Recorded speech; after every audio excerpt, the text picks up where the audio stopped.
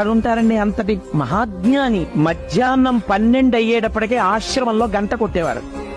భగవాన్ ఇది మీ ఆశ్రమం అంటే ఆయన ఒప్పుకునేవారు కాదు. నా ఆశ్రమం ఏమిటి, నేనెవరు, నాకు ఆశ్రమం ఏం లేదు అని అందరూ భోజనానికి వరసలో నించుంటే ఆయన కూడా ఓ కర్ర మట్టి కమండలం పట్టుకుని లైన్లో నించునేవారు.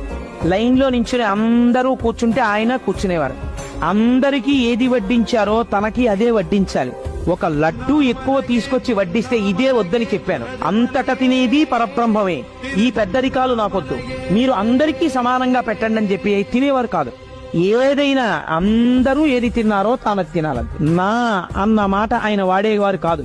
ఎవరైనా వచ్చి భగవన్ ఆశ్రమంలో 500 లీటర్ల వాటర్ ట్యాంక్ ఒకటి కట్టిద్దాం అనుకుంటున్నాం, 500 కట్టించమంటారా, 250 లీటర్ల ట్యాంక్ కట్టించమంటారా అని అడిగేవారు. మీరు 250 లీటర్ల ట్యాంకు కట్టించక్కర్లేదు, 500 లీటర్ల ట్యాంకు కట్టించ